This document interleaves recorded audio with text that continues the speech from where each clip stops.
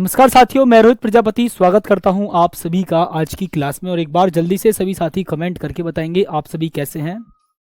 और साथ ही मैं आप सभी के माता पिता को एक प्यार भरा प्रणाम करता हूं। और जल्दी से एक बार सभी साथी अपने हालचाल जरूर बताएंगे। और साथ ही इस चैप्टर की हम करेंगे लास्ट क्लास, है ना। और फिर साथ ही हम करेंगे आगे के चैप्टर को कंटिन्यू, ठीक है। और चैप्टर नंबर 4 जो होगा आपका, उसमें वही वो करीब करीब 3 से 4 क्लास में होगा। बाकी जितने भी चैप्टर्स हैं अब लगभग लगभग साथी 3-3 4-4 क्लास में, मतलब 3-3 क्लास मान सकते हो आप, ठीक है। चलिए, अभी बहुत बहुत शानदार तरीके से मैं स्वागत करूंगा। और कुछ चैप्टर जो छोटे हैं वो 1-1 2-2 क्लास में हो जाएंगे, ठीक है। जो चैप्टर्स छोटे हैं वो 1-1 2-2 क्लास में भी हो जाएंगे, ठीक है। चलिए, बहुत बहुत शानदार तरीके से भी मैं सभी साथियों का स्वागत करता हूँ बहुत प्यार के साथ। जल्दी से सभी साथी जुड़ेंगे।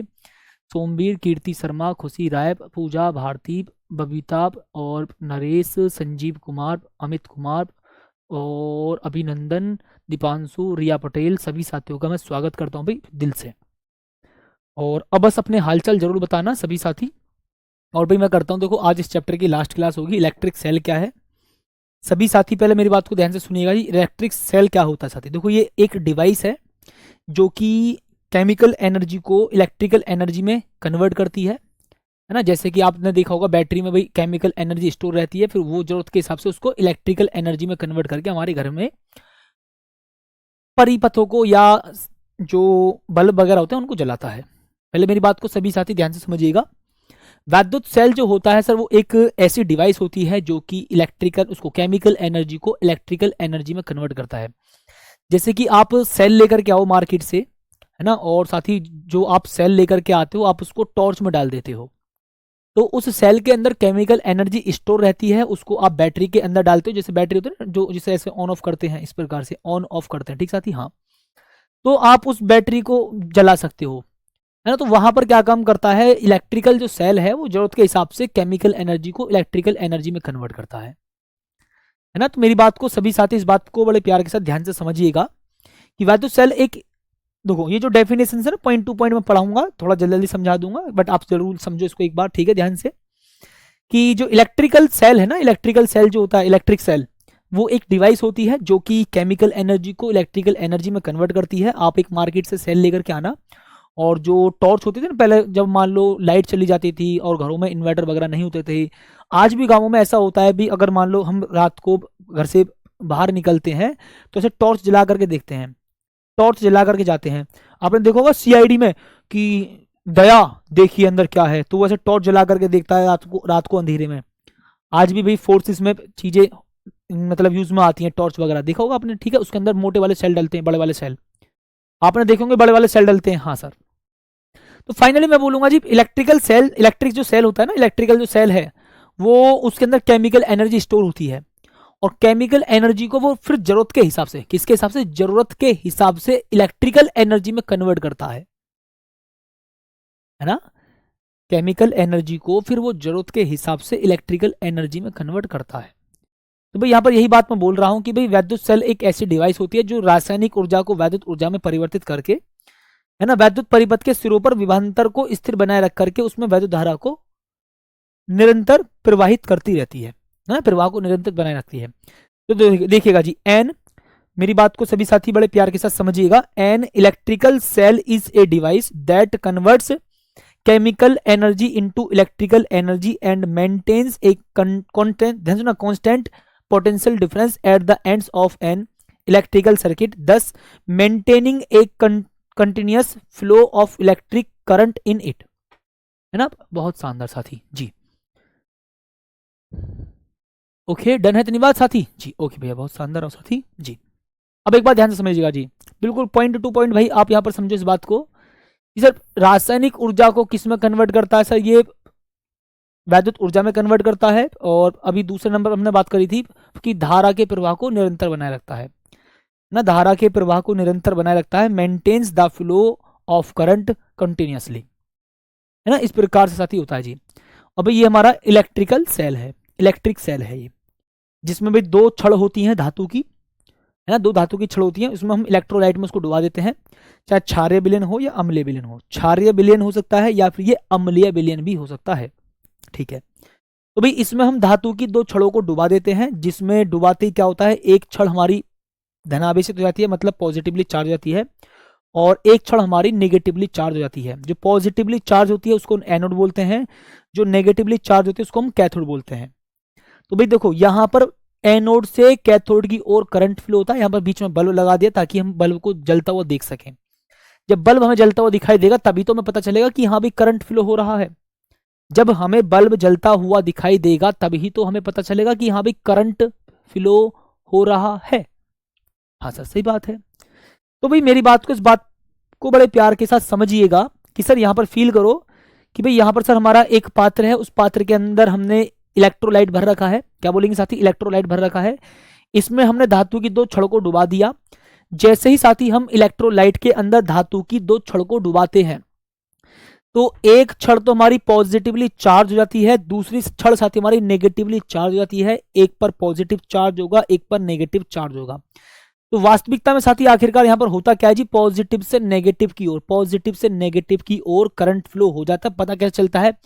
या तो आप यहां पर गैल्वेनोमीटर लगा दीजिए या फिर साथी आप यहां पर बल्ब लगा दीजिए, बल्ब जलता हुआ दिखाई देगा तब हमको पता चल जाएगा कि हाँ भाई करंट फ्लो हो रहा है ना। यहां पर आप बल्ब लगा दीजिए, एक वायर को यहां से कनेक्ट करो, एक वायर को यहां पर कनेक्ट करो, और वायर को साथी यहां पर ऐसे कनेक्ट करते हुए एक बल्ब लगा दीजिए, है ना। वायर को यहां पर प्यारे साथी कनेक्ट करते हुए यहां पर साथी आप एक बल्ब लगा दीजिए।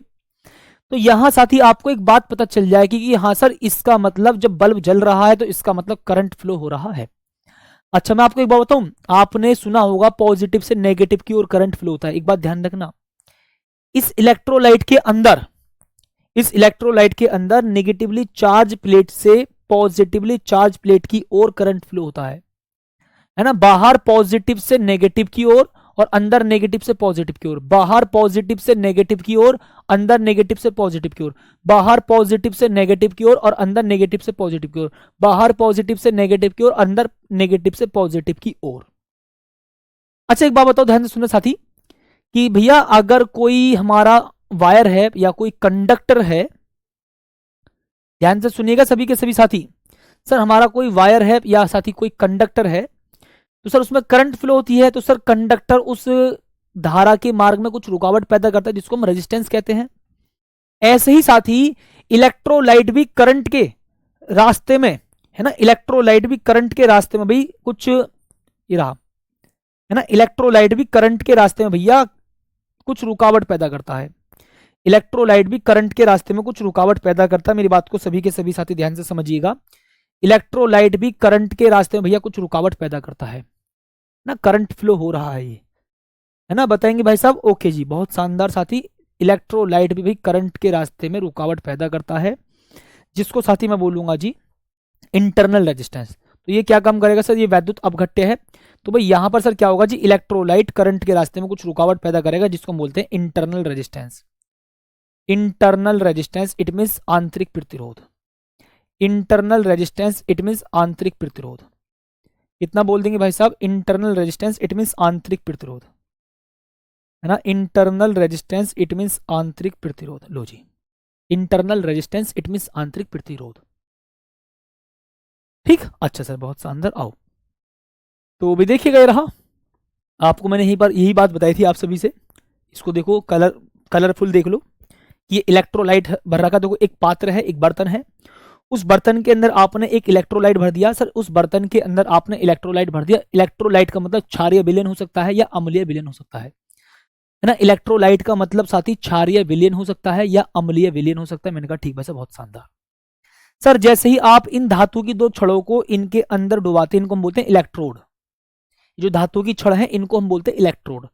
जैसे ही साथी आप इन इलेक्ट्रोडों को ध्यान सुना, इन इलेक्ट्रोडों को इलेक्ट्रोलाइट में डुबाते हो तो धातु की एक छड़ तो पॉजिटिवली चार्ज हो जाती है और सर धातु की एक छड़ नेगेटिवली चार्ज हो जाती है।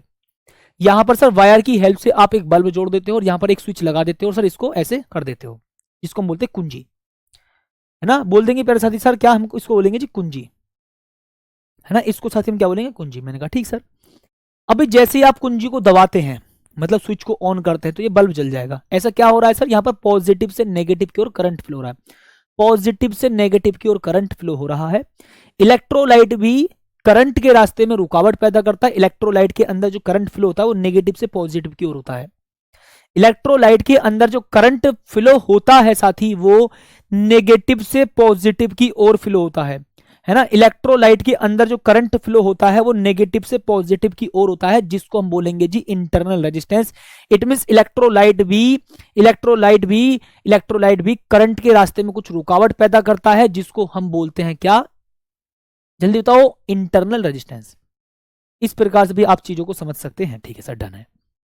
तो भाई सर सेल का वैद्युत वाहक बल क्या होगा सर, एकांक आवेश को सेल सहित पूर्ण परिपथ में एक बार प्रवाहित करने में सेल द्वारा जो किया गया कार्य होता है या सेल द्वारा दी गई ऊर्जा जो होती है उसको हम वैद्युत वाहक बल कहते हैं। जैसे कि the energy given out by a cell in passing a unit charge through the complete circuit including the cell once is called the electromotive force of the cell. It is represented by E. Simple शब्दों में भी देखो, आपसे paper में ये वाली परिभाषा तो खैर नहीं पूछने वाला, बट मैं आपको फॉर्मूले बता रहा हूं। देखिएगा साथी भाई, E इज इक्वल टू भाई कितना होगा साथी, आपने कहा sir E is equal to W upon Q होगा। मैंने कहा ठीक है सर, कोई दिक्कत परेशानी नहीं है जी। भाई E इज इक्वल टू भाई कितना होगा सर, W अपॉन क्यू होगा। भाई E इज इक्वल टू भैया कितना होगा प्यारे साथी सर, W अपॉन क्यू होगा sir. E is equal to W upon Q होगा, E is equal to W upon Q होगा, है ना। क्या बोल देंगे भाई, E इज इक्वल टू आप W अपॉन क्यू बोल देंगे। मैंने कहा ठीक है साथी, कोई दिक्कत परेशानी नहीं है जी। सुनो अब भाई सब आगे साथी, सर ये क्या जी, कार्य या ऊर्जा है। मैंने कहा ठीक है सर। अब अगर मैं इसके मात्रक की इट मींस यूनिट की बात करूंगा तो साथी क्या होगा जी, मात्रक इट मींस यूनिट की बात करूंगा तो साथी क्या होगा जी, बताओ। फील करेंगे भी सभी साथी, सर W क्या है जी हमारा, वर्क है या आप एनर्जी बोल सकते हो, है ना, वर्क डन बोल सकते हो, या फिर साथी आप एनर्जी बोल सकते हो। सर ये क्यों क्या है जी हमारा, चार्ज है। क्यों क्या है प्यारे साथी, चार्ज है। मैंने कहा ठीक है सर। और ये क्या है हमारा, इलेक्ट्रोमोटिव फोर्स। इसको हम क्या बोलेंगे, इलेक्ट्रोमोटिव फोर्स, ईएमएफ बोलते हैं इसको, है ना, ईएमएफ, इलेक्ट्रोमोटिव फोर्स, ईएमएफ। इसको हम क्या बोलेंगे, इलेक्ट्रोमोटिव फोर्स। इट मींस प्यारे भाई ईएमएफ इसको हम बोल देंगे। ठीक है, डन ना। चलो तो भाई इसकी यूनिट क्या होगी बताएंगे एक बार जल्दी से सभी साथी। सर इसकी वर्क की या एनर्जी की सर जो यूनिट होती है वो जूल होती है। मैंने कहा ठीक है भाई साहब, कोई दिक्कत नहीं। और सर चार्ज की कूलाम लिखेंगे तो भी मैं बोल दूंगा सर जूल पर कूलाम इसका मात्रक होगा, है ना, जूल पर कूलाम भाई इसका मात्रक होगा, joule per coulomb, joule per coulomb. और इसको साथ ही हम बोल सकते हैं बोल्ट, ना, इसको साथ ही हम क्या बोल सकते हैं जी, बोल्ट। तो भाई इसका जो मात्रक होता है वो होता है joule per coulomb, it means bolt. मैंने कहा ठीक है सर, कोई दिक्कत परेशानी नहीं है ना। आइए चलो इसकी जो डायमेंशनल फॉर्मूला है वो कौन कौन बता सकता है भाई, इसका डायमेंशनल फॉर्मूला कौन कौन बता सकता है। डीएफ का मतलब डायमेंशनल फॉर्मूला, है ना, डीएफ का मतलब डायमेंशनल फॉर्मूला कौन कौन बता सकता है मुझे बताइए। तो सर सबसे पहली बात तो भाई कार्य का डायमेंशनल फॉर्मूला होता है भाई ml2 और सर t की पावर माइनस का 2 और बट्टे में सर कितना हो जाएगा आपका 80, है ना भाई, बट्टे में सर कितना हो जाएगा 80, बट्टे में प्यारे साथी कितना हो जाएगा सर 80 हो जाएगा। मैंने कहा ठीक है सर, बट्टे में कितना हो गया भैया 80, लो जी सर, है ना, ml2 t-2 बट्टे में सर कितना 80। मैंने कहा ठीक है सर, कोई दिक्कत नहीं है। तो आपने कहा सर ml2 बोलेंगे और सर t की पावर माइनस का 3 बोलेंगे और a की पावर माइनस का 1 बोलेंगे। मैंने कहा ठीक है, लो जी ना, थोड़ी सी स्पीड मेंटेन करेंगे, अब जल्दी से आ जाओ, थोड़ी सी भाई स्पीड मेंटेन करेंगे। सभी साथी सुनना जी ध्यान से मेरी बातों को, सभी के सभी साथी, ठीक है, फील करो जी।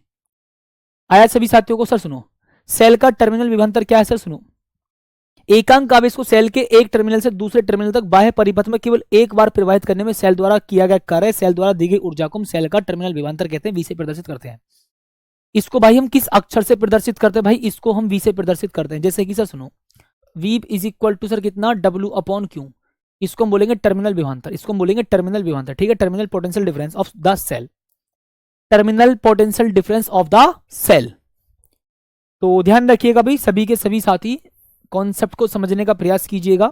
आपने यहां पर देखो ईएमएफ क्या है सर, आपने सेल को बाह्य परिपथ के साथ साथ अंदर भी प्रवाहित किया था एकांक आवेश को, लेकिन यहां पर जब पोटेंशियल डिफरेंस की बात चल रही है, टर्मिनल विभवांतर की बात चल रही है ना, टर्मिनल पोटेंशियल डिफरेंस, तो सेल के बाहर, है ना, देखो पॉजिटिव से नेगेटिव तक एक बार प्रवाहित करने में, ये रहा ना, देखो यहां पर फील करेंगे सर, एकांक आवेश को सेल के एक टर्मिनल से दूसरे टर्मिनल तक बाह्य परिपथ में, अंदर की बात नहीं करेंगे, ओनली बाहर की बात करेंगे, अंदर की बात नहीं करेंगे, ओनली बाहर की बात करेंगे, बाह्य परिपथ में प्रवाहित करने में सेल द्वारा दी गई ऊर्जा, सेल द्वारा किया गया कार्य, सेल का टर्मिनल विभवांतर कहलाता है, जिसको हम बोलते हैं वी। आप मेन तो भैया फॉर्मूले पर फोकस करेंगे, बस आपको कॉन्सेप्ट समझाया जा रहा बीच बीच में, ठीक है सर। आओ तो सर मात्रक भाई वही होगा, मात्रक साथी बिल्कुल सेम होगा जो अभी हमने सीखा था, joule per coulomb, it means भाई मैं बोलूंगा जूल पर कूलाम का मतलब सर बोल्ट ना, joule per coulomb it means प्यारे साथी बोल्ट, ठीक है। लो जी, joule per coulomb it means प्यारे साथी बोल्ट ना भाई, ठीक है साथी, बोल्ट मैंने कहा, ठीक है। लो जी भैया बोल्ट, ठीक, ओके सर, है ना, बोल्ट, ये लीजिएगा। और सर डायमेंशनल फॉर्मूला डीएफ, अभी सर आपने बताया था जी ml2 t माइनस का 2, और बटे में साथी कितना होगा, आपने कहा जी बटे में भी होगा 80, है ना। बटे में भाई कितना होगा साथी, आपने कहा जी बटे में भैया होगा 80, तो मैंने कहा ठीक है सर, ml2 और t की पावर माइनस का 3 और सर a की पावर माइनस का 1, ठीक है सर। लो जी, है ना। अब देखो भाई एक बात ध्यान रखिएगा सभी के सभी साथी, इस चैप्टर में मैंने आपको थोड़ी थ्योरी ज्यादा पढ़ाई है, ध्यान रखना क्यों, क्योंकि कॉन्सेप्ट जरूरी था इस चैप्टर में। अगले चैप्टर में थ्योरी का कोई ज्यादा खास रोल होता नहीं है, फॉर्मूले आप चीजें मतलब फॉर्मूला पढ़ोगे डायरेक्ट और डायरेक्ट क्वेश्चन करेंगे, ठीक है। मेरी बात को समझिएगा सभी के सभी साथी, अगर कोई ये कह रहा है कि सर इस चैप्टर में आप थ्योरी बहुत करा रहे हो, तो इस चैप्टर की थ्योरी कराने का रीजन है एक, क्योंकि जब क्वेश्चंस करते हैं तो थ्योरी की डिमांड होती है इस चैप्टर में। बाकी हाँ, चैप्टर नंबर 4 देखना, आप चैप्टर नंबर 5 देखना, वहां पर हम थ्योरी ना के बराबर पढ़ेंगे, वहां पर साथी हम थ्योरी ना के बराबर पढ़ेंगे, थ्योरी का अर्थ नहीं बनाएंगे वहां पर, ठीक है। तो यहाँ थ्योरी थोड़ी इस चैप्टर में जरूरी है, बाकी आपको समझने का प्रयास होना चाहिए, ठीक है भाई। ओके सर, बहुत शानदार, आ जाएंगे साथी आगे। चलो भैया बड़े प्यार के साथ समझेंगे सभी के सभी साथी। सर देखो जी, सेल का आंतरिक प्रतिरोध भाई क्या होता है, सेल का आंतरिक प्रतिरोध मैं आपको ऑलरेडी बता चुका हूं, है ना। सेल का भी मैं आंतरिक प्रतिरोध आपको ऑलरेडी बता चुका हूं जी, it is represented by, it is represented by, it is represented by, it is represented by small R. इसे भी हम किस अक्षर से रिप्रेजेंट करते हैं सर, इसको हम स्मॉल आर से रिप्रेजेंट कर सकते हैं, है ना। ध्यान रखिएगा अगले चैप्टर में थ्योरी का कोई ज्यादा खास रोल नहीं होगा, अगले चैप्टर में पॉइंट टू पॉइंट फॉर्मूले क्वेश्चन, पॉइंट टू पॉइंट फॉर्मूले क्वेश्चन, पॉइंट टू पॉइंट फॉर्मूले फिर पॉइंट टू पॉइंट फॉर्मूले फिर क्वेश्चन, इस प्रकार से हम उसमें करेंगे। बट इस चैप्टर में थ्योरी का थोड़ा सा यूज है कि भैया अगर मान लो सर खुला परिपथ है, बंद परिपथ है, सारी चीजों को समझना पड़ता है, ठीक साथी। ओके जी, बहुत शानदार साथी, है ना। तो चलो भी आगे बात कर ले साथी। चलो करते हैं जी आगे स्टार्ट, है ना साथी, आइए। तो ठीक है sir, it is represented by small R, sir इसे स्मॉल आर से प्रदर्शित करते हैं, आंतरिक प्रतिरोध को भाई स्मॉल आर से हम प्रदर्शित करते हैं, आंतरिक प्रतिरोध को हम स्मॉल आर से प्रदर्शित करते हैं जी, आंतरिक प्रतिरोध को भाई हम स्मॉल आर से प्रदर्शित करते हैं ना, आंतरिक प्रतिरोध को भाई हम स्मॉल आर से प्रदर्शित करते हैं, इस बात पर फोकस करिएगा सभी के सभी साथी, ठीक है। चलो आ जाओ साथी, डीएफ का मतलब है, डीएफ का मतलब प्यारे साथी होना चाहिए जी डायमेंशनल फॉर्मूला, ठीक है सर। अब देखिएगा भी सर सेल के आंतरिक प्रतिरोधों को प्रभावित करने वाले कारक,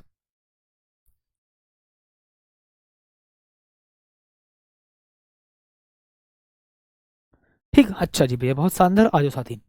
सर सेल के आंतरिक प्रतिरोध को प्रभावित करने वाले कारक, factor affecting the internal resistance of a cell, मतलब सेल के इंटरनल रेजिस्टेंस को कौन कौन प्रभावित करता है, कौन कौन अफेक्ट करता है, इफेक्ट कौन कौन डालता है। अच्छा जी, चलो मैं आपको बताता हूं सर, सुनो।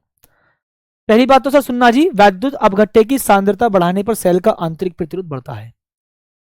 अगर भाई मैं आप सभी से बोलूं कि अगर आप वैद्युत अपघट्य की सांद्रता बढ़ा दो, है ना, by increasing the concentration of electrolyte the internal resistance of the cell increases, मतलब अगर साथी मैं आप सभी से एक बात बोलूं कि भाई अगर आप वैद्युत अपघट्य की सांद्रता बढ़ा दीजिए, तो वैद्युत अपघट्य की सांद्रता बढ़ाने पर सेल का आंतरिक प्रतिरोध बढ़ जाता है, मतलब सर जो हमने इलेक्ट्रोलाइट लिया था, भाई हमने यहां पर साथी जो इलेक्ट्रोलाइट लिया था, आप इसकी सांद्रता बढ़ाओगे तो समझ लो आपको आंतरिक प्रतिरोध बढ़ता हुआ दिखाई दे जाएगा। जितनी ज्यादा सांद्रता बढ़ाओगे आंतरिक प्रतिरोध उतना ज्यादा होगा, मतलब इलेक्ट्रोलाइट धारा के मार्ग में उतनी ही ज्यादा रुकावट पैदा करता है। मेरी बात को ध्यान से समझना सभी के सभी साथी, फील करो साथी, है ना। आओ, जितनी आप इस इलेक्ट्रोलाइट की सांद्रता बढ़ाओगे, जितनी आप ज्यादा इस इलेक्ट्रोलाइट की सांद्रता को बढ़ाओगे, तो इस बात पर फोकस करना कि इलेक्ट्रोलाइट धारा के मार्ग में रुकावट उतनी ही ज्यादा पैदा करेगा। इलेक्ट्रोलाइट धारा के मार्ग में या धारा के रास्ते में उतनी ही ज्यादा रुकावट पैदा करेगा, क्योंकि साथ ही ध्यान रखना सांद्रता बढ़ाने पर, कंसंट्रेशन बढ़ाने पर इंटरनल रेजिस्टेंस बढ़ जाता है। फील कर सकते हो साथी, ठीक है, यस और नो जी। अब देखो इलेक्ट्रोलाइट, देखो इलेक्ट्रोडों के बीच की दूरी के अनुक्रमानुपाती होता है। मतलब सर कैसे जी? इलेक्ट्रोडों के बीच की दूरी का मतलब देखो ये इलेक्ट्रोड है, हाँ सर, अगर आप इन इलेक्ट्रोडों को जितना पास लेकर के आओगे इंटरनल रेजिस्टेंस उतना कम होगा, और अगर आप इन इलेक्ट्रोडों को जितना ज्यादा दूरी पर लेकर जाओगे इंटरनल रेजिस्टेंस उतना ज्यादा होगा। आप इन इलेक्ट्रोडों को जितना ज्यादा दूरी पर लेकर जाओगे इंटरनल रेजिस्टेंस उतना ज्यादा होगा, और आप इन दोनों को जितना पास लेकर के जाओगे इंटरनल रेजिस्टेंस उतना ही कम होगा। इन इलेक्ट्रोडों को आप जितना ज्यादा दूरी पर लेकर जाओगे इंटरनल रेजिस्टेंस उतना ज्यादा होगा, और इन इलेक्ट्रोडों को आप जितना पास लेकर के जाओगे इंटरनल रेजिस्टेंस उतना ही कम होगा। इस बात को समझने का प्रयास कीजिएगा, ठीक है भाई साहब, बताएंगे साथी जल्दी से। ओके भाई, बहुत शानदार। आओ तो भाई फील करेंगे भी सभी के सभी साथी, देखो जी रहा है ना, इलेक्ट्रोडों के बीच की दूरी के अनुक्रमानुपाती होता है। It is proportional to the, है ना, it is proportional to the, it is directly proportional to the distance between of the electrodes. मतलब इलेक्ट्रोडों के बीच की डिस्टेंस के डायरेक्टली प्रोपोर्शनल होता है। डिस्टेंस जितनी ज्यादा इंटरनल रेजिस्टेंस उतना ज्यादा होगा, ठीक है। आएंगे भाई साहब, आ जाएंगे भी सभी साथी। देखो वैद्युत अपघट्टे में डूबे इलेक्ट्रोडों के क्षेत्रफल के व्युत्क्रमानुपाती होता है। It is inversely proportional to the area, it is inversely proportional to the area of electrodes immersed, है ना, इमर्ज्ड इन द इलेक्ट्रोलाइट। मतलब वैद्युत अपघट्टे में डूबे इलेक्ट्रोडों के क्षेत्रफल के व्युत्क्रमानुपाती होता है। मतलब सर कैसे जी? फील करो, आप इसको फील करना भी सभी के सभी साथी। देखो जी, मतलब सर इस इलेक्ट्रोलाइट के अंदर इलेक्ट्रोड को जितना आप डुबाओगे, है ना, ध्यान से सुनो दोबारा, आप इस इलेक्ट्रोलाइट के अंदर इलेक्ट्रोड को जितना ज्यादा डुबाओगे इंटरनल रेजिस्टेंस उतना कम होगा। क्षेत्रफल के, डूबे क्षेत्रफल के व्युत्क्रमानुपाती, मतलब इलेक्ट्रोलाइट का जितना क्षेत्रफल ज्यादा डूबा है, इलेक्ट्रोलाइट का जितना क्षेत्रफल ज्यादा डूबा है, समझ लीजिए उतना ही इंटरनल रेजिस्टेंस कम होगा। ठीक है भाई साहब, ओके सर, बहुत बहुत शानदार। आ जाएंगे साथी यहां पर, देखो जी, है ना, भी बड़े प्यार के साथ साथी समझना इस बात को मेरी ध्यान से। वैद्युत अपघट्टे की प्रकृति इलेक्ट्रोडों के पदार्थ की प्रकृति तथा आयु पर भी निर्भर करता है। अर्थात लंबे समय तक इलेक्ट्रोडों को अपघट्टे में डुबाए रखने पर इनका आंतरिक प्रतिरोध बढ़ जाता है। मतलब आप इलेक्ट्रोडों को ज्यादा टाइम तक डुबा के रखोगे, ज्यादा टाइम तक डुबा करके रखोगे, ज्यादा टाइम तक डुबा करके रखोगे, तो समझ लीजिए इंटरनल रेजिस्टेंस उतना ही ज्यादा हो जाएगा, है ना। ध्यान रखना वैद्युत अपघट्टे की प्रकृति पर भी डिपेंड करता है। It's also depends on the nature of electrolyte. इलेक्ट्रोडों के पदार्थ की प्रकृति पर भी निर्भर करता है ना, the nature of the material of the electrodes, है ना, और ध्यान से सुनना जी, तथा इनकी आयु पर भी निर्भर करता है। And there as it is that if the electrodes are kept immersed in the, है ना, इन द इलेक्ट्रोलाइट, ठीक है, इन द इलेक्ट्रोलाइट। बताएंगे भी एक बार सभी के सभी साथी। चलो भैया अब यहां पर आ जाओ साथी। सेल के वैद्युत वाहक बल, it means E, electromotive force, terminal voltage it means V, है ना, terminal voltage it means V, terminal voltage it means भाई वी बोलेंगे, है ना, टर्मिनल वोल्टेज पहले तो आप लिखेंगे इलेक्ट्रोमोटिव फोर्स ई और टर्मिनल वोल्टेज वी, और साथ के साथ sir internal resistance small R, साथ के साथ इंटरनल रेजिस्टेंस बोलेंगे स्मॉल आर, है ना, साथ के साथ इंटरनल रेजिस्टेंस स्मॉल आर। मैंने कहा ठीक है सर।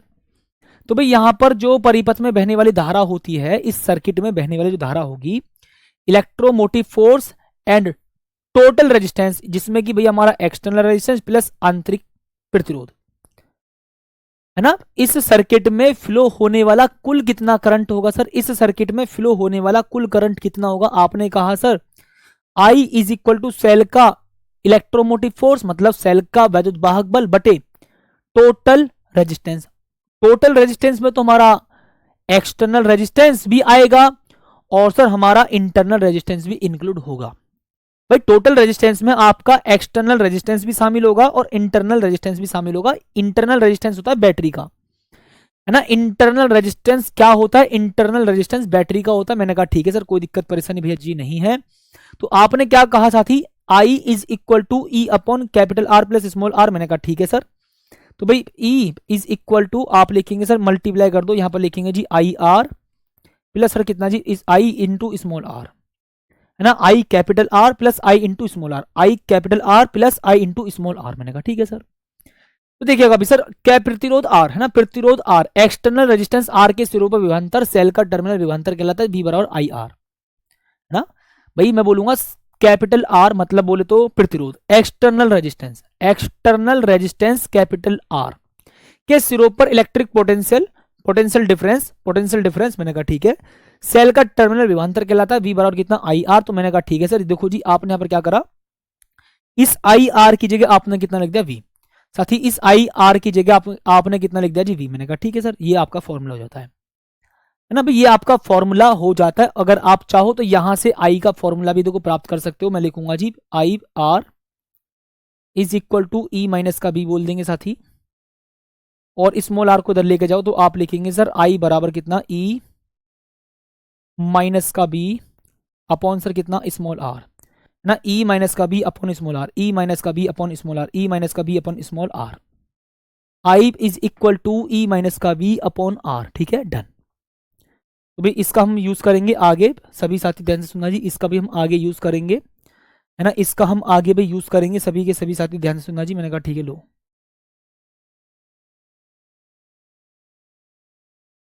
है ना, बताएंगे भी साथी जल्दी से। देखो इस क्वेश्चन को, एक वैद्युत परिपथ में 1.5 एम्पियर की धारा 4 मिनट तक प्रवाहित होती है, सेल की 1000 जूल ऊर्जा व्यय होती है। देखो इलेक्ट्रिक सर्किट है, उसमें 1.5 एम्पियर का करंट फ्लो हो रहा है 4 मिनट तक ना, एक इलेक्ट्रिकल सर्किट है उसमें 1.5 एम्पियर का करंट आप फ्लो कर रहे हो, कितने मिनट तक सर, 4 मिनट तक आप करंट फ्लो कर रहे हो। तो सेल की कितनी एनर्जी खर्च होती है सर, सेल 1000 जूल ऊर्जा खर्च करता है ना। सेल की कितनी एनर्जी लॉस होती है सर, 1000 जूल ऊर्जा खर्च करता है ना, 1000 जूल ऊर्जा खर्च करता है, 1000 जूल ऊर्जा खर्च करता है, कितनी, 1000 जूल ऊर्जा खर्च करता है। तो सेल के वैद्युत वाहक बल, इट मींस ईएमएफ की आपको गणना करनी है। तो calculate the EMF force, calculate the EMF force of the cell, calculate the EMF force of the cell. मैंने कहा ठीक है सर, कोई दिक्कत नहीं है जी। तो भाई यहां पर प्यारे साथी आप लिखेंगे सर, देखो E is equal to W upon Q होता है, भाई E is equal to W upon Q होता है। मैंने कहा ठीक है सर, कोई दिक्कत नहीं। ये कॉन्सेप्ट क्लियर करने के लिए आपको क्वेश्चन है, ध्यान रखिएगा, है ना, ये कॉन्सेप्ट क्लियर करने के लिए भाई आपका क्वेश्चन है, ध्यान रखना, है ना, कॉन्सेप्ट क्लियर करेगा, जो अभी मैंने आपको समझा उसका कॉन्सेप्ट क्लियर कर देगा। ठीक है, आओ, कितने जूल ऊर्जा खर्च हुई सर, 1000 जूल ऊर्जा खर्च हुई। और सर डब्ल्यू कितना, मतलब क्यू कितना होगा भाई बताओ सर, क्यू कितना भाई, क्यों सर, क्यू तो हमको पता ही नहीं है। ओहो, क्यों नहीं पता सर, क्यों कैसे निकालोगे बताओ भाई। क्यू बराबर क्या होता है सर, आई टी, है ना, क्यू बराबर कितना होता है सर, आई टी, और करंट कितना 1.5 एम्पियर, और सर टी कितना बोलेंगे जी, 4 मिनट, 4 मिनट का मतलब 4 मल्टीप्लाई 60 सेकेंड, 4 मल्टीप्लाई 60 सेकेंड, इस बात पर फोकस करेंगे सभी साथी, है ना। भाई हमें क्यों पता नहीं है, क्यों बराबर कितना होता है, आई टी होता है, आई कितना 1.5 होगा, टी कितना 4 सेकंड, मतलब 4 मिनट, तो 4 मिनट को आपने सेकंड में कन्वर्ट कर लिया, 4 मिनट को साथी आपने सेकंड में कन्वर्ट कर लिया है। ठीक है सर, बताया गया था कि आज क्लास नहीं होगी, भाई देखो मैं बताऊं, आज आपको मेरी तबीयत खराब थी, तो क्लास ऐसा होता कि शायद नहीं हो पाती, बट फिर भी मैं क्लास लेने आया हूं आज घर से, मेरी तबीयत खराब थी। ठीक है जी, और मैं क्लास लेने शायद नहीं आ पाता, बट मैं फिर भी क्लास लेने के लिए आ गया। हालांकि सुबह की मैं कोई क्लास नहीं ले पाया था, सुबह से बीमार था, मतलब रात से, तो सुबह तो भी मैं कोई क्लास नहीं ले पाया था, बट मैं आपकी क्लास लेने आ गया था।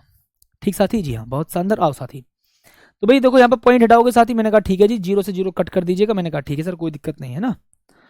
अच्छा सर, भाई 15 की मल्टीप्लाई 4 में करो सर, 15 चौका 60, और मल्टीप्लाई कितना 6, तो भाई कितना 36 एंड 0, तो ये सर हमारा समथिंग वैल्यू निकल कर आएगी सर, कितना 36 0। मैंने कहा ठीक है सर, 0 से 0 कट कर दीजिएगा।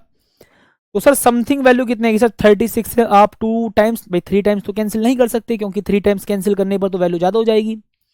8 टाइम्स वैल्यू नहीं कट हो सकती बिल्कुल भी, बेसिक मैथ है ये। आपको कैलकुलेशन में एग्जैक्ट आंसर नहीं लाना, आप खुद सोचिए कि भाई 100 में अगर मैं 36 से डिवाइड करता हूं तो 3 से तो एग्जैक्ट डिवाइड नहीं हो सकता, 3 से कम में डिवाइड होगा। तो ये 8.8 पॉइंट वाले तो आंसर सरासर गलत होंगे, और 2.32 ये अप्रोक्स में नहीं हो सकता, अप्रोक्स में ये आएगा, है ना। 3 से एग्जैक्ट डिवाइड नहीं हो सकता बट 3 से थोड़ा आसपास होगा। 3 से एग्जैक्ट डिवाइड नहीं हो सकता बट 3 के अप्रोक्स में वैल्यू आएगी। तो 3 के अप्रोक्स में कौन सी वैल्यू है, ये मैं आपको पहले बता रहा हूं। पेपर में आपको एग्जैक्ट कैलकुलेशन नहीं करनी होती है, हम सीयूटी नीट जैसे एग्जाम में अप्रोक्स में आंसर निकाल करके, अप्रोक्स में ध्यान लगा करके हम अपना आंसर ढूंढ लेते हैं। अब कुछ साथी पता क्या होंगे, यहां पर वो पहले 2 से इसको काटेंगे 18 बार, फिर 2 से इसको काटेंगे 50 बार, फिर 2 से 50 को काटेंगे 25 बार, ऐसे या फिर 4 से इसको काटेंगे, 4 से इसको काटेंगे ना, 4 से इसको काट लेंगे, फिर 4 से इसको काट लेंगे। लेकिन एक बात समझो प्यार से कि 36 से आप 100 को डिवाइड देंगे, 36 में अगर मैं 3 से मल्टीप्लाई करूंगा तो वैल्यू 100 से ऊपर पहुंच जाएगी। तो इसका मतलब हमारे पास लॉजिक ये निकल कर आएगा कि 3 के आसपास वैल्यू होगी। 3 के आसपास कौन सी वैल्यू है, ये है ओनली, ये तो नहीं हो सकते। यही बात है साथी, आ जाओ भाई साहब, है ना, बताएंगे भाई एक बार सभी के सभी साथी। अच्छा जी, लो भाई साहब, मैं इस क्वेश्चन को साथी आप सभी से पूछना चाहूंगा और मुझे साथी आप इस क्वेश्चन का आंसर बताना टेलीग्राम ग्रुप में, है ना। इस क्वेश्चन का भाई आप आंसर बताना मुझे टेलीग्राम ग्रुप में, मैं देखना चाहूंगा कौन कौन साथी इस क्वेश्चन को कर पाएगा, है ना। आसान क्वेश्चन है भाई, अगर आसान है तो मैं जरा चेक करूंगा कि आप नीट लेवल के स्टूडेंट हो तो आप कितना कर पाओगे। मैं देखूंगा कि अगर आप नीट लेवल के मतलब सीयूटी लेवल के स्टूडेंट हो तो मैं देखूंगा कि आप कितना साथी क्वेश्चन को करके दिखाओगे। आज कसम खाना ईमानदारी के साथ कि हाँ टेलीग्राम ग्रुप में भाई इन क्वेश्चंस को सॉल्व करके भेजोगे, है ना। अगर आपके कॉन्सेप्ट्स क्लियर है तो भाई आप मुझे इन क्वेश्चंस को सॉल्व करके भेजोगे, जो मैंने आज फॉर्मूले बताए हैं उन्हीं के आधार पर क्वेश्चन है। तो आपको ये सोचना है कि अभी तक सर ने जो पढ़ाया है इस चैप्टर में उसमें से कौन सा फॉर्मूला यहां पर अप्लाई होगा। और अगर आपके कॉन्सेप्ट्स क्लियर हैं तो मैं ईमानदारी से मानता हूं कि आप इस क्वेश्चन को बड़े आसानी से बता सकते हो। ये बैटरी का वैद्युत वाहक बल है, मतलब ई आपको दिया है इलेक्ट्रोमोटिव फोर्स ना, ये आपको ई दिया है इलेक्ट्रोमोटिव फोर्स, और ये हमारा इंटरनल रेजिस्टेंस है स्मॉल आर है। लो जी ओके डन है, इतनी बात, इतना हिंट दे सकता हूं ओके। और सर परिपथ में 60 एम्पियर की धारा प्रवाहित हो रही है, सर परिपथ में 60 एम्पियर की धारा प्रवाहित हो रही है, आई दिया हुआ है। और sir terminal voltage it mean V आपको निकालना होगा, टर्मिनल वोल्टेज भाई वी आपको निकालना होगा, है ना। A car battery has an EMF force of 12 volt and internal resistance of the 5 multiply 10 to the power minus का 2 ohm. It draws a current of 60 ampere in, देखो जी ओके, इन द सर्किट, ठीक है। Find the terminal voltage, भाई terminal voltage आपसे V पूछा गया ना, टर्मिनल वोल्टेज भाई आपसे यहां पर वी पूछा गया है। मैं साथी उम्मीद ये करूंगा कि आप मुझे जरूर इसका आंसर बताएंगे, ठीक है। चलो किरचॉफ के नियम की साथी हम बात कर लेते हैं, किरचॉफ के भी नियम की हम साथी आगे आप सभी से बात करेंगे। किरचॉफ के नियम इट मींस किरचॉफ्स लॉ, भाई किरचॉफ के वैद्युत परिपथ संबंधी दो नियम होते हैं, किरचॉफ के वैद्युत परिपथ संबंधी दो नियम होते हैं, Kirchhoff's two law related to electrical circuit are, है ना। किरचॉफ के वैद्युत परिपथ संबंधी दो नियम होते हैं, आपने समझा, मैंने कहा ठीक है sir, Kirchhoff's two law related to electrical circuits are. भाई 2 नियम होते हैं, कितने, 2 नियम। नंबर 1 आप बोलेंगे सर करंट वाला, जिसको हम बोलते हैं बिंदु नियम, धारा नियम बोलते हैं उसको। और एक होता है हमारा सेकंड, जिसको साथ ही हम बोलते हैं जी केबीएल रूल। केबीएल रूल का मतलब होता है बंद लूप या बंद पास का नियम, है ना। केबीएल मतलब बंद लूप या बंद पास का नियम, है ना, बंद लूप या फिर साथी बंद पास का नियम, है ना। फर्स्ट लॉ, जिसको साथी हम बोलेंगे जी फर्स्ट रूल, ठीक है ओके, बहुत शानदार। दूसरे नंबर पर साथी मैं बोलूंगा जी सेकंड लॉ। भाई सेकंड लॉ कौन सा होता है जी, केबीएल रूल, है ना। सेकंड लॉ क्या होता है sir, KBL rule. Second law क्या होता है सर, सेकंड रूल, जिसको हम बोलेंगे जी कितना, केबीएल ना, केबीएल लॉ या केबीएल रूल ना, केबीएल, ठीक है। फील करो साथी, आओ जी देखो बताएंगे साथी, देखिएगा भाई साहब बहुत बहुत शानदार तरीके से। प्रथम नियम या संधि नियम बोलेंगे इसको, प्रथम नियम या फिर साथी हम संधि नियम बोलेंगे जी, ओके सर शानदार, ठीक। चलो कर दो, देखो मैं आपको बताऊं एक बात खास, केबीएल रूल पर क्वेश्चन जो बनेगा वो आपसे कोई करंट की वैल्यू फाइंड करने के लिए नहीं देगा। केबीएल रूल जो होता है वो आपसे पेपर में सीयूटी जैसे एग्जाम में वो आपको कैलकुलेशन या मैं बोलूंगा जी करंट का मान निकालने के लिए नहीं देगा, या बहुत ज्यादा टफ स्ट्रक्चर नहीं हो सकता। क्योंकि खुद सोचो बोर्ड एग्जाम में 5 नंबर का केबीएल रूल के ऊपर क्वेश्चन आता है, जो कि अच्छे अच्छे लोगों से हो भी नहीं पाता है। तो मैं आपको बताऊं सीयूटी जैसे एग्जाम में केबीएल रूल के ऊपर भाई क्वेश्चन देगा, बट बहुत सिंपल क्वेश्चन, बहुत ज्यादा क्वेश्चन ऐसा नहीं दे सकता कि भाई आपको एक सर्किट दे जाएगा और बोल देगा कि भाई सर्किट में आई का मान निकालो। ओ भैया पहले तो इक्वेशन बनाओगे, फिर इक्वेशन बना करके उसको सॉल्व करोगे। मैं कर रहा हूं कम से कम 15 मिनट उसी में निकल जाएगी या 10 मिनट। तो केवीएल रूल के ऊपर मैं आपको बताऊं सिंपल शब्दों में कि सीयूईटी जैसे एग्जाम में क्वेश्चन ऐसा नहीं दे सकता कि केवीएल भैया आपको एक सर्किट दिया जाए और उसमें बोल दे कि केवीएल रूल से आप इसमें करंट की वैल्यू फाइंड करो। नहीं दे सकता, जीवन में नहीं देने का ध्यान रखना कभी भी। हाँ दे सकता है, क्या दे सकता है, दो इक्वेशन दे देगा या कोई एक इक्वेशन दे देगा कि दिए गए परिपथ के लिए कौन सी इक्वेशन संभव है, ऐसा क्वेश्चन आता है। ऐसा नीट में पूछा गया है और ऐसा आईआईटी में पूछा गया, बट ऐसा कभी क्वेश्चन ऐसा नहीं पूछता कभी भी जिंदगी में कि भाई एक सर्किट आपको दे दिया जाएगा और बोल दे इसमें आप करंट की वैल्यू फाइंड कर दो। भाई करंट की वैल्यू फाइंड करने में बहुत समय निकल जाएगा, ध्यान रखना, ठीक है जी। ओके सर, बहुत शानदार। और साथी फिर देखिएगा सर, किसी दिष्ट धारा वैद्युत परिपथ की, पहली बात तो यहां पर दिष्ट धारा प्रवाहित हो रही है, अल्टरनेटिंग करंट का यहां पर मामला है नहीं, है ना, अल्टरनेटिंग करंट का मामला यहां पर है नहीं, ठीक है। मैं पहले थोड़ा पानी पी लेता हूं जी। ओके सर, बहुत शानदार। शिवम मौर्य सर हमारी बात सुन लीजिए, बिल्कुल आप बोल दीजिए।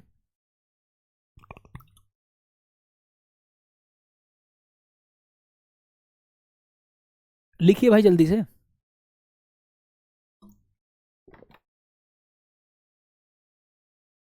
चलो करते हैं, आ जाओ सर। सुनिएगा, किसी दिष्ट धारा वैद्युत परिपथ की किसी संधि पर मिलने वाली समस्त धाराओं का बीजगणितीय योग शून्य होता है ना। क्या बोल देंगे साथी, सुनो ध्यान से साथी।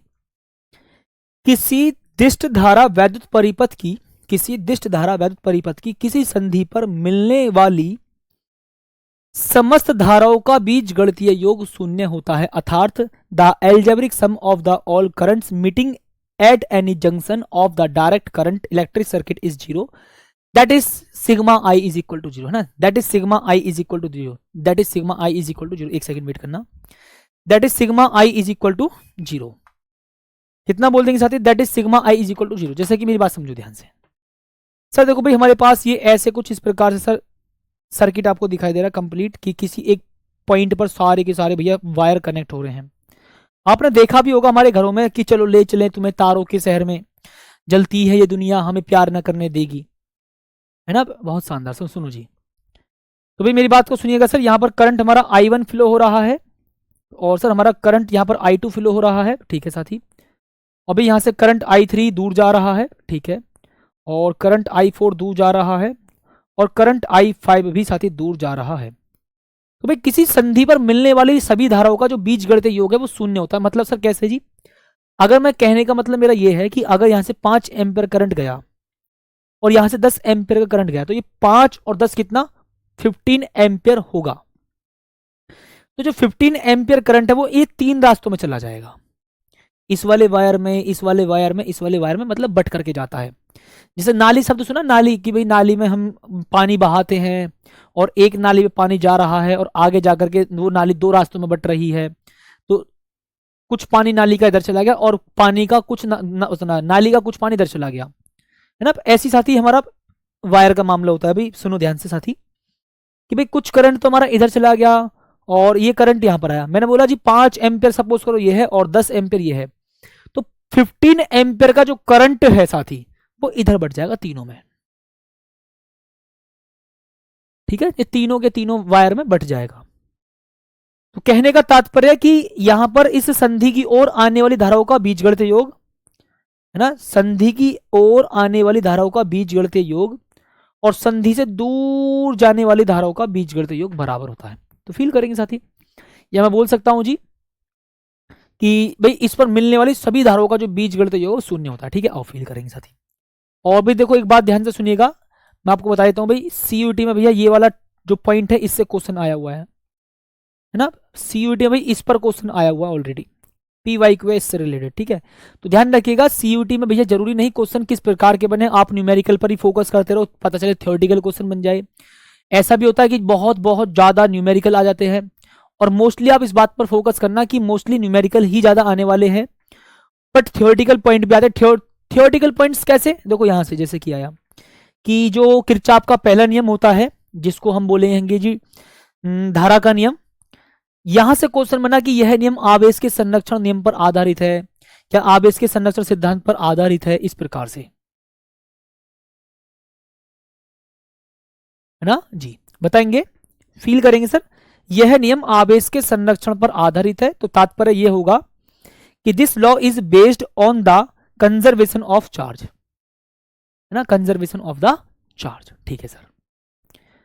अभी मैं यहां पर बोलूंगा आप सभी से आगे, देखिएगा सर।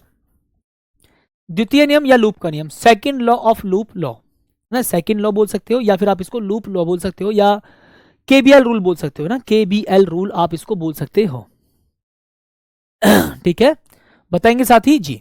अब देखो आगे बात करेंगे सर।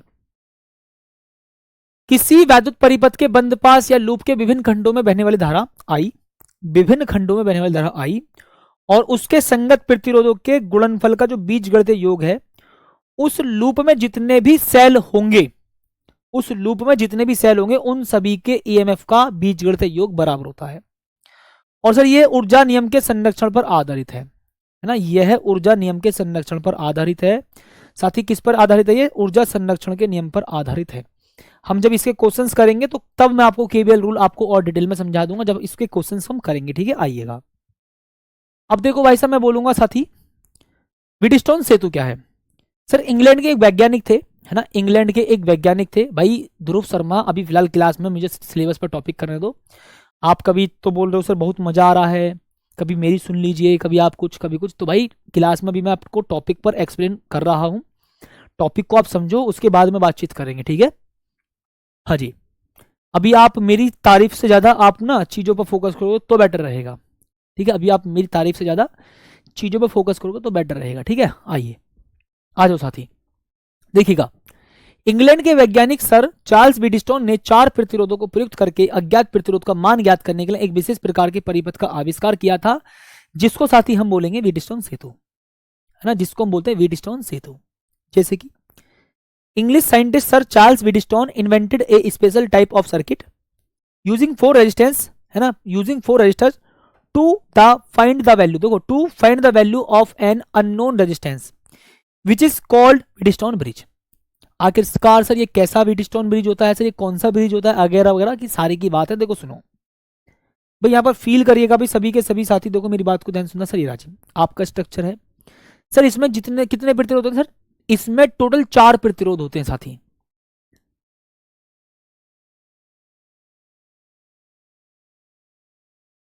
ठीक भाई साहब, बताएंगे साथी। हाँ जी, व्हीटस्टोन सेतु तो मैंने आपको पहले क्वेश्चन करा दिया, बट व्हीटस्टोन सेतु का पूरा प्रॉपर यूज समझना, है ना, व्हीटस्टोन सेतु का पूरा प्रॉपर यूज समझेंगे साथी। हाँ जी, बहुत शानदार। ओके सर, थोड़ा और धीरे धीरे पढ़ाएंगे ना, बहुत तेज पढ़ा रहे हो, ओहो हो, बहुत शानदार, है ना। आओ साथी, तो भाई देखो भैया फील करिएगा साथी, बहुत प्यार के साथ मेरी बात को ध्यान से। सर ये हमारा भैया जी एक व्हीटस्टोन सेतु है। हाँ सर, इसमें 4 प्रतिरोध है, इसमें हमारा एक अननोन रेजिस्टेंस होगा, है ना, इनमें एक अज्ञात प्रतिरोध होगा।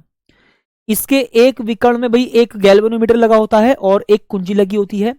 और सर इसके एक विकर्ण में भैया देखो, इस प्रकार से आप एक बैटरी को कनेक्ट करते हो, बैटरी कनेक्ट करोगे, साथ के साथ आप एक कुंजी दबाओगे, है ना, एक कुंजी लगा दोगे। मैं क्या बोलूंगा साथी, आप यहाँ पर एक कुंजी लगाना। सर जैसे मैं यहाँ पर इस कुंजी को दबाता हूं तो पॉजिटिव से नेगेटिव को करंट फ्लो होगा। यहाँ के बाद करंट जो ना 2 रास्तों में बढ़ जाएगा, इधर I1 और इधर I2, है ना, यहाँ पर I करंट है। यहाँ पॉजिटिव टर्मिनल से करंट फ्लो हुआ तो यहाँ के बाद भाई देखो 2 रास्तों में करंट बढ़ गया, 2 रास्तों में साथी करंट बढ़ जाता है। इधर करंट बढ़ गया और इधर करंट बढ़ गया। ठीक है सर, इधर भी करंट बढ़ा और इधर करंट बढ़ गया। अच्छा सर, अगर मैं बोलूं जी इसमें भाई कोई भी करंट फ्लो ना हो तो ये I1 करंट सारा का सारा यहां पर आ जाएगा। और सर अगर मैं बोलूं भाई यहां पर, आप ध्यान से सुनिएगा सभी के सभी साथी, है ना भाई, ये लो जो, और अगर सर यहां पर अगर इसमें कोई करंट फ्लो नहीं होगा तो ये सारा का सारा I2 करंट इधर चला जाएगा, इधर, है ना, सारा का सारा I2 करंट इधर चला जाएगा, सारा का सारा I2 करंट इधर चला जाएगा। मैंने कहा ठीक है सर, ओके। अब एक बात सुनना ध्यान से सभी साथी, भैया अगर मैं इस वाले लूप को देखूं ऐसे करके तो आपने कहा sir I1 current, it means P, है ना, I1P। मैंने कहा ठीक है। अभी अगर मैं ऐसे आता हूं लूप में, मैं ऐसे जा रहा हूं, देखो लूप में ऐसे चल रहा हूं, फिर सर मैं इधर जाऊंगा, इधर I2 करंट इधर, मेरे जाने की डायरेक्शन इधर, माइनस का I2R होगा और बराबर साथी कितना 0, क्योंकि सर इसमें कोई भी सेल है नहीं, है ना, इसमें कोई सेल नहीं है। ठीक है सर, तो भाई I1P बराबर साथी कितना जी I2R। मैंने कहा ठीक है सर, लो जी I2R बोलेंगे ना, I2R। आप इसको इक्वेशन नंबर फर्स्ट मानिएगा। मैं डेरिवेशन नहीं करवा रहा हूं, बट मैं आपको की कॉन्सेप्ट समझा रहा हूं। मैं आपको डेरिवेशन नहीं करवा रहा साथी, मैं आपको डेरिवेशन नहीं करवा रहा हूं, मैं आपको की कॉन्सेप्ट समझा रहा हूं। ठीक है, आओ अच्छा से सुनो। अच्छा भाई सुनना ध्यान से। सर अगर मैं इस लूप को देखूं, सर ऐसे चलने की डायरेक्शन है, ऐसे चलने की डायरेक्शन है। तो सर अगर मैं बोलूं जी I1 की मल्टीप्लाई क्यू में करूंगा, I1 की मल्टीप्लाई भाई मैं क्यू में कर दूंगा। ठीक है साथी, माइनस लिखूंगा। सर माइनस क्यों लिख रहे हो? क्योंकि देखो मैं ऐसे आ रहा हूं, मैं ऐसे चल रहा हूं, मैं ऐसे चल रहा हूं, लेकिन सर करंट ऐसे फ्लो हो रहा है। मैं ऐसे चल रहा हूं और करंट ऐसे फ्लो हो रहा है। तो -I2S बराबर साथी कितना होगा जी? आपने बोला सर 0 होगा ना, बराबर कितना होगा साथी? 0 होगा। तो भाई I1 क्यों बोलेंगे, बराबर I2S बोलेंगे। और सर आप ना यहाँ पर आपस में डिवाइड कर देना। तो I1 से I1 कैंसिल, I2 से I2 cancel, P upon Q बराबर सर कितना जी? R upon S। ये व्हीटस्टोन सेतु के संतुलन की स्थिति है ना, ये व्हीटस्टोन सेतु के संतुलन की स्थिति है, ये व्हीटस्टोन सेतु के संतुलन की स्थिति है। अगर मैं आपसे एक बात सिंपल शब्दों में बोलूं, सोचो, अगर मैं आपसे ये बोलूं कि भाई इन दोनों की भुजाओं में लगे प्रतिरोधों का अनुपात बराबर है, तो बताओ यहां पर गैल्वेनोमीटर में कितना करंट फ्लो हो रहा होगा? आप कहेंगे सर गैल्वेनोमीटर में करंट ही फ्लो नहीं होगा। अगर मैं आपसे बोलूं कि भाई इन भुजाओं में लगे प्रतिरोधों का जो अनुपात है वो बराबर है, तो बताइए कि क्या गैल्वेनोमीटर में करंट फ्लो होगा? आप कहेंगे सर करंट फ्लो नहीं होगा, है ना भैया जी। आप कहेंगे सर इस गैल्वेनोमीटर में कोई करंट फ्लो नहीं होगा। भाई साहब बिल्कुल सही बात है। चलो भाई ये प्यारे साथी मैंने आपको प्रतिरोध वाले क्वेश्चंस कराए हैं, है ना, आपको मैंने प्रतिरोध वाले क्वेश्चंस काफी सारे कराए हैं। ये सीरीज कॉम्बिनेशन में है। आपने कहा ठीक है, इन दो की जगह आप बोलेंगे सर 4 और 8 कितना? 4 और 8 कितना जी? 12। सर यहां से आप इन दोनों प्रतिरोधों को हटा देंगे और आप कहेंगे सर 4 और 8 कितना जी? 12 ओम का प्रतिरोध होगा यहां पर। ठीक है सर, ये 12 और 6 सर कैसे होगा? समांतर क्रम में। 12 और 6 कैसे होगा साथी? समांतर क्रम में। तो 12 मल्टीप्लाई 6 बटे 12 प्लस 6। ठीक है सर, तो भाई 12 मल्टीप्लाई 6 बटे सर कितना? 18। तो आपने कहा सर एक काम करो जी, कितने बार काटोगे इसको? 3 बार। और 3 से कितने बार काटोगे? 4 बार। तो सर 4 ओम निकल कर आया, कौन सा? इन दोनों की जगह। इसको और इसको मैं हटाऊंगा तो यहां पर कितना होगा? 4 ओम का प्रतिरोध। ठीक है सर। अच्छा सुनो, 4 यहां पर 4 और यहां पर 8, 4 और 4 कितना? 8 और 8 और 8 कितना जी? 16। तो भाई 16 ओम प्रतिरोध इसका आंसर होगा। इस प्रकार से आपको थोड़ा जल्दी करने होंगे क्वेश्चंस, समय बिल्कुल नहीं लगाना है। अब मैं इसको बिल्कुल लिख करके प्रॉपरली तरीके से समझाऊंगा तो भाई आपको समझ में आएगा, बट लिखना थोड़ी नहीं है। और मैं मानता हूं आप सभी को समझ में आ गया होगा। भाई ये दोनों श्रेणी क्रम में 4 और 8 कितना? 12। भाई ये दोनों सीरीज कॉम्बिनेशन में है साथी, ये दोनों के दोनों सीरीज कॉम्बिनेशन में। तो आप कहेंगे सर ये दोनों सीरीज कॉम्बिनेशन में तो कितना होगा? 4 और 8 कितना? 12। हाँ सर सही है। 12 और 6 कितना सर? समांतर क्रम में। तो भाई समांतर क्रम में तो मैं बोलूंगा सर कितना है? 4। तो यहां पर 4 और यहां इन तीनों को हटा करके 4 बोलेंगे। और सर यहां पर कितना? 8। फिर 4 4 और 8 तीनों के तीनों श्रेणी क्रम में है, तो आप कह देंगे सर 16 ओम इसका आंसर होगा, है ना भाई। कितने ओम साथी इसका आंसर होगा? भाई बिल्कुल सही बात है। देखो भाई फील करेंगे साथी, इस प्रकार से यहां पर थियोरेटिकल क्वेश्चन बनते हैं, है ना, इस प्रकार से थियोरेटिकल कॉन्सेप्ट बनते हैं। निम्नलिखित दो कथनों पर विचार कीजिए। Consider the following two statements.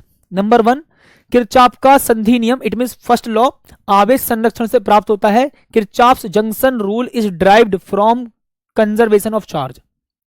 Kirchhoff का पास लूप नियम, इट मींस सेकंड लॉ, ऊर्जा संरक्षण से प्राप्त होता है।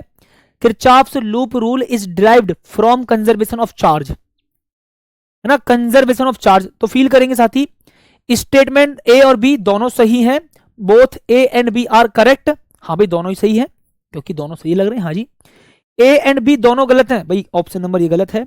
ए सही बी गलत, भाई दोनों सही हैं यार, इसको हटाओ। हाँ भाई सही बात है, क्योंकि दोनों ही स्टेटमेंट बिल्कुल ठीक है। तो देखो घुमा फिरा करके क्वेश्चन पूछता है, मतलब आप जो लॉजिक पढ़ चुके हो उसी लॉजिक से भाई वो किस हद तक क्वेश्चन बना सकता है, इस बात पर फोकस करो।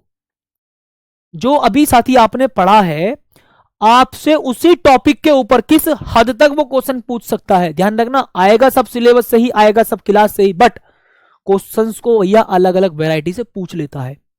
क्वेश्चंस को थोड़ा घुमा के पूछेगा, क्वेश्चंस की वैल्यू चेंज करेगा, क्वेश्चंस आपको पेपर में वही देखने को मिलेंगे जो क्लास में है।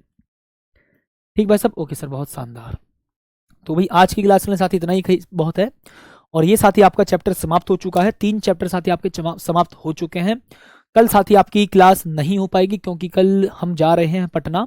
बाकी सैटरडे संडे में मैं एक्स्ट्रा क्लास लूंगा, टेंशन आप लीजिएगा नहीं बिल्कुल भी। सैटरडे और संडे में साथी मैं आपकी क्लास ले लूंगा एक्स्ट्रा, आप बिल्कुल भी टेंशन नहीं लीजिएगा। और फिर मैं आपसे मिलता हूं बेहतरीन सी शानदार सी क्लास में, और तब तक के लिए धन्यवाद साथी। जय हिंद।